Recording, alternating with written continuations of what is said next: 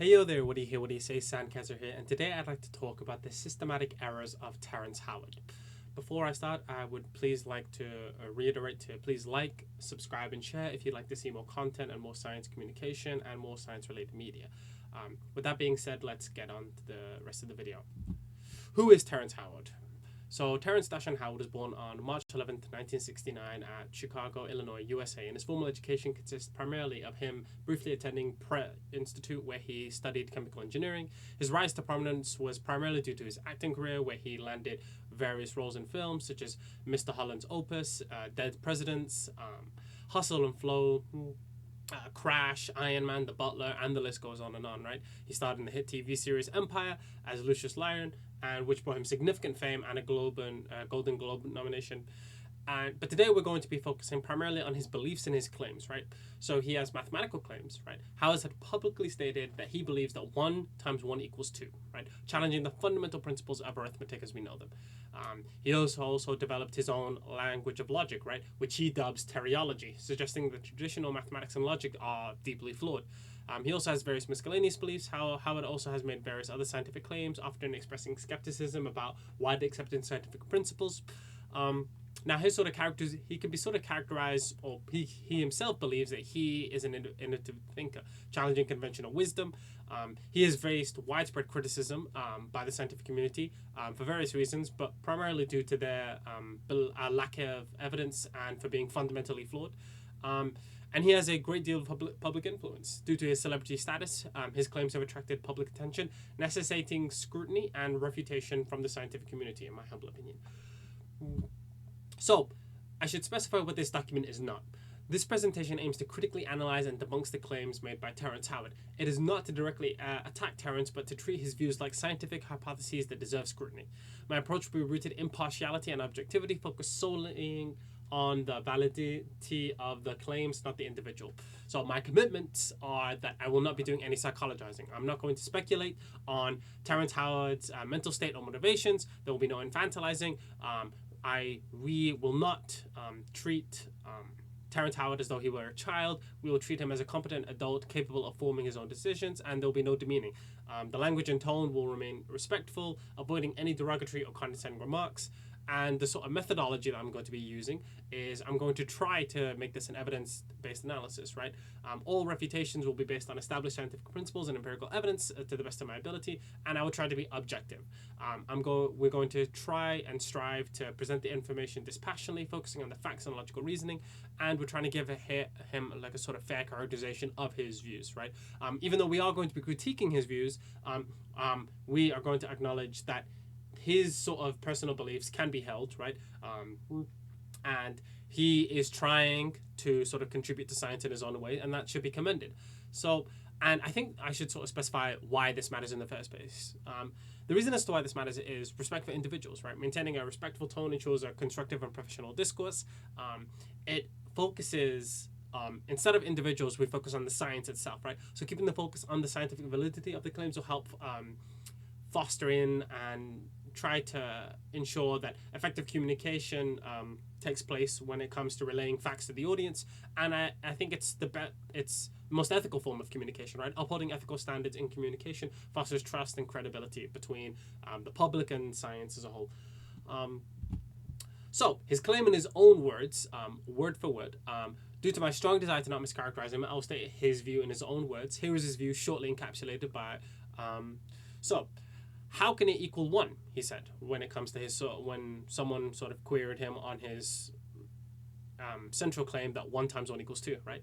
How can it equal 1, he said. If 1 times 1 equals 1, then that means that 2 is of no value because 1 times itself has no effect. 1 times 1 equals 2 because the square root of 4 is 2, so what's the square root of 2?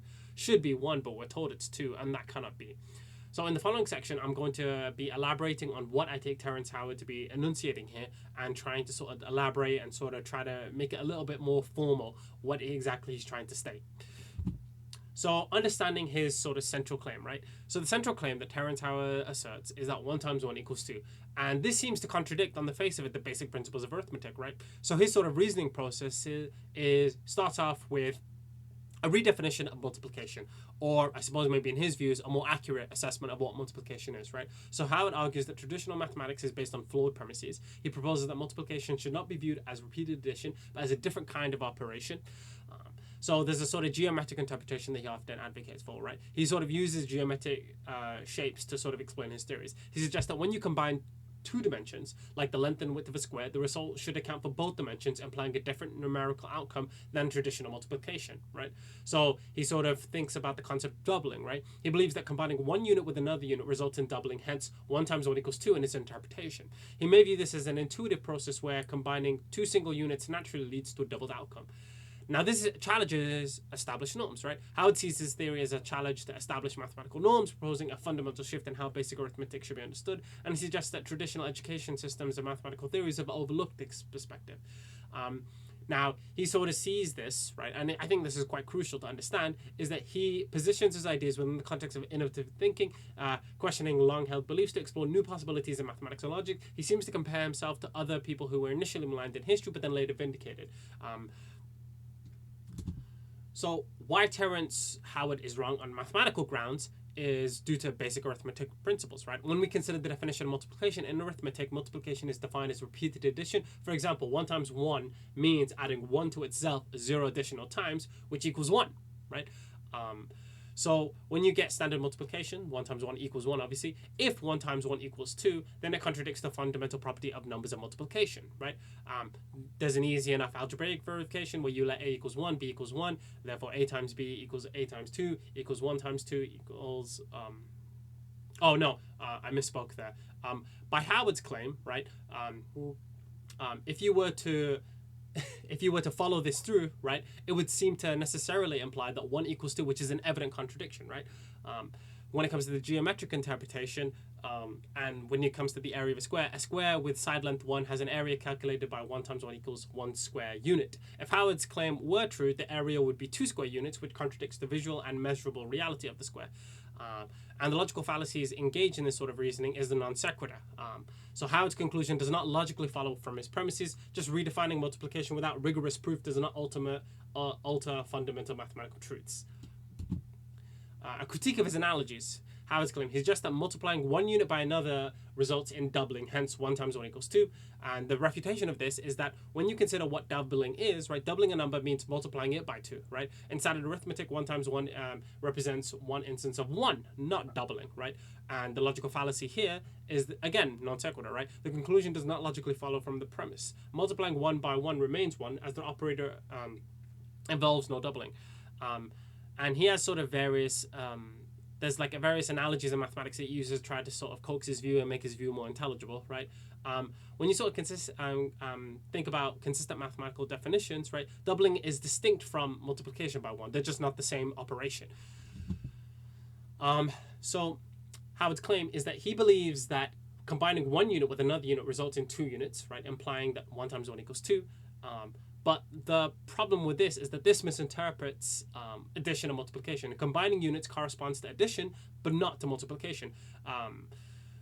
Multiplication, 1 times 1, is not the same operation as 1 plus 1, right? So an example for clarity, right? If you was to add, when it comes to adding up apples, you have 1 apple plus 1 apple that equals 2 apples. Multiplying groups, right? That's what you should sort of see multiplication as, right? It's multiplying groups, right? So if you have one group of 1 apple times one group, that gets you 1 apple. So his sort of reasoning error, sort of exemplified, is equivocation, right? This seems to be a quite prevalent one, where he's using the same term combining to mean both addition and multiplication, and there's also a false equivalence as well, equating addition with multiplication without a valid basis, right? An example of this is that when it comes to sort of clear definitions, right, you have to define each operator, addition combining distinct units versus multiplication, scaling units, right? And there seems to be an error that he seems to make quite frequently. He seems to repeat the claim that how multiplication necessarily implies an increase. So 1 times 1 cannot equal 1, but this is just straightforwardly false, right? A counterexample to this would be that 1 times 0 equals 0, right? Any number times 0 equals 0. Hence, multiplication does not necessitate an increase. And this section will be focused on his sort of philosophy and a general methodological critique. Terrence Howard's claims are not just mathematically flawed, but also philosophically and methodologically unsound. This section will critically examine his philosophical approach and the methodological issues in his theories. So when you sort of think about what is the scientific method, now obviously there isn't any one such thing as the scientific method, right? You could sort of think it as a sort of a family resemblance, but generally speaking, it can sort of involve the various features, right? Observation, gathering empirical evidence, hypothesis, formulating a testable and falsifiable proposition, experimentation, conducting controlled experiments to test the hypothesis, reproducibility, ensuring results can be replicated independently, peer review, submitting findings to the scrutiny of other experts in the field. But Howard's approach, right? There's a sort of lack of empirical evidence, right? And they haven't been validated through any sort of experimentation. These, right now I'm talking about with respect to the claims he's made on physical grounds, right? With respect to his mathematical claims, obviously empirical evidence wouldn't be the way to sort of go about showing them to be the case, right? But even when it comes to his sort of mathematical claims, he hasn't gone through any sort of proof, and there's a complete absence of peer review. His theories have not undergone rigorous peer review at all, right? A critical step in scientific validation.